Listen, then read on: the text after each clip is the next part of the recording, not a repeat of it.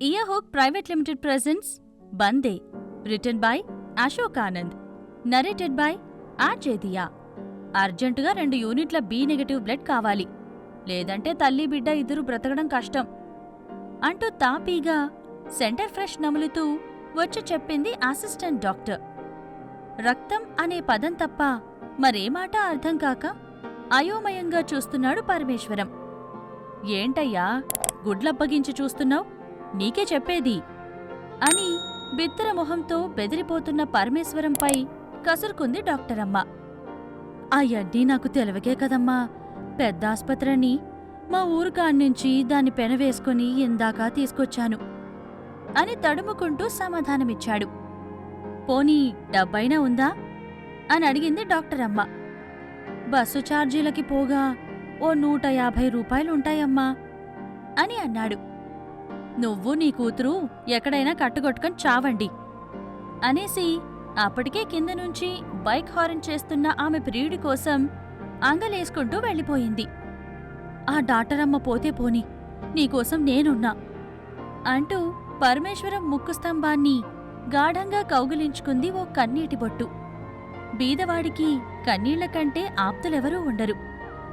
ఇదంతా గమనిస్తూ ముందున్న బెంచ్పై కూర్చున్న ఓ కుర్రాడు పరమేశ్వరం దగ్గరికొచ్చి, మీరేం కంగారు పడకండి, ఇలా కూర్చోండి అని చెప్పి, ఈ రక్తం ఇన్ని యూనిట్లు, ఈ హాస్పిటల్ వగైరా వివరాలన్నీ టైప్ చేసి తన వాట్సాప్ స్టేటస్లోనూ గ్రూప్స్లోనూ పోస్ట్ చేశాడు.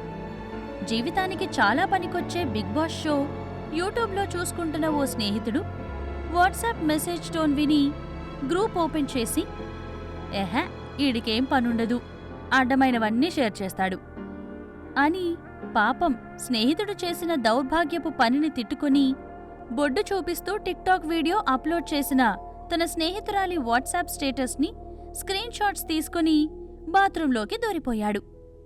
బిగ్ బాస్ చూడటం, టిక్టాక్లు చేయడం లాంటి ముఖ్యమైన పనుల్లో ఉనికిపోయిన మనుషుల మధ్య అక్కడక్కడా పనీపాటా లేని కొందరు మాత్రం బ్లడ్ మెసేజ్ను ఫార్వర్డ్ చేస్తున్నారు. ఇద్దామనే ఉంది కానీ లాస్ట్ టైం ఇలానే బ్లడ్ అర్జెంట్ అనేసరికి పరుగున వెళ్ళిస్తే తర్వాత తెలిసింది ఆ బ్లడ్ను బయట బ్లాక్లో యూనిట్కి 800 చొప్పున అమ్ముతున్నారని అంటూ పక్కనున్న తన స్నేహితుడికి చెప్తున్నాడు ఫార్వర్డ్ మెసేజ్ అందుకున్న ఎవరో ఒక వ్యక్తి. అతని ఆవేదనలో అర్థముందని మౌనంగా కూర్చున్నాడు ఇంకో స్నేహితుడు.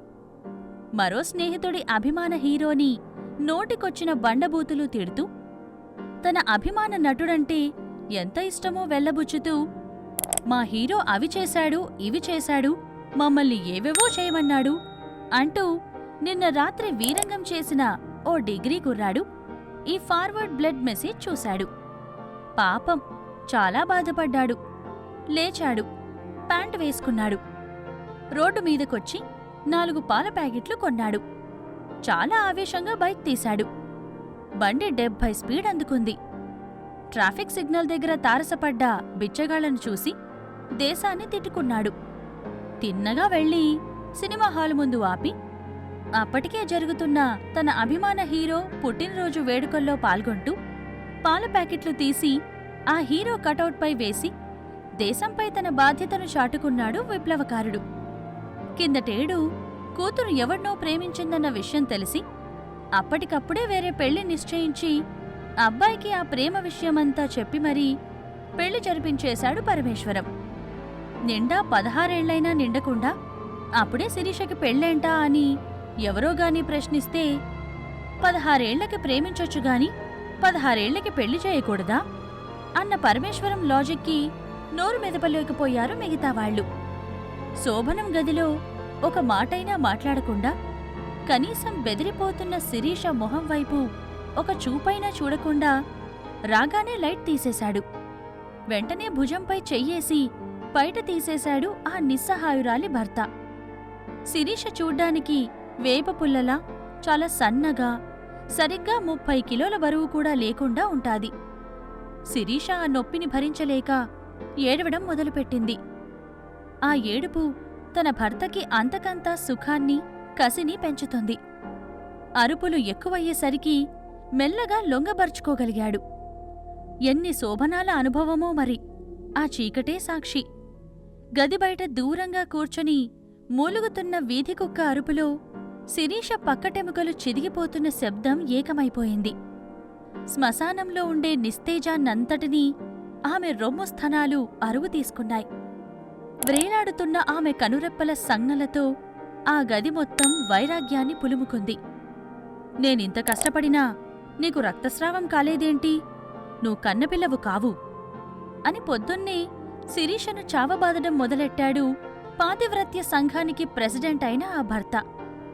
మాలో లేని రక్తాన్ని మేమెక్కడ్నుంచి తెచ్చిపెట్టాలి అని శిరీష బదులు ఆమె నరనరాలు ఏడుస్తున్నాయి. పెళ్లికి ముందే 10 మందితో కులికిన ఈ సానిలంజని నాకు కట్టబెట్టాలని చూస్తారా? మిమ్మల్ని ఊరికే వదలను అంటూ 10 నెలల క్రిందట వదిలేసిపోయినోడు తిరిగి మా ఊరివైపు కూడా రాలేదు. చాలా ట్రై చేశాను కాని రక్తదాతలు దొరకలేదు అని పరమేశ్వరంతో చెప్పాడు కుర్రాడు. లోపల శిరీషకి నొప్పులు తీవ్రమయ్యాయి. షికారు తిరిగొచ్చిన డాక్టరమ్మ నోటితో ఈలలేసుకుంటూ లోపలికెళ్ళి కాసేపటికి తిరిగొచ్చి, నీ కూతురు పోయిందయ్యా, కాని బిడ్డకేం కాలేదు, లోపలికెళ్ళి చూసుకో. సినిమా నాలెడ్జ్ లేదనుకుంటా, సింపుల్గా చెప్పేసింది. పరమేశ్వరం లోపలికెళ్ళాడు. కూతురు నుదుటిన చేతితో నిమిరి పక్కన పడుకున్న బిడ్డను చూశాడు. ఓరి భగవంతుడా, ఈ బిడ్డను నేనెట్టా సాకేది? ఎట్టా దాన్ని సవర్త చేసేది? ఎట్టా దాన్ని అత్తారింటికి పంపేది అని మనసులో చింతించాడు. హాస్పిటల్ వెనుక డంపింగ్ ప్లేస్లో తిండిలేక దీనంగా ఉన్న ఊరకుక్కల్ని చూసి పరమేశ్వరం జాలిపడ్డాడో ఏమో. ఆ ఆడబిడ్డను అక్కడ విసిరేసి వెళ్ళిపోయాడు. ఉచితంగా ఊరకుక్కల కడుపు నిండింది. శరీరం నుండి ఊడిపోయి గింజుకుంటున్న గుండెకాయను ఓ ఎలుక వచ్చి పీక్కు తినసాగింది. ఆ పసికందు చివరిగా విడిచిన నిశ్వాస ప్రపంచాన్ని ఉద్దేశించి ఓ లేఖ రాసింది. ప్రియమైన నా రేపటికి, ఉదయించకముందే నిన్ను హత్య చేసుకున్నందుకు మన్నిస్తావని ఆశిస్తూ వీడ్కోలు.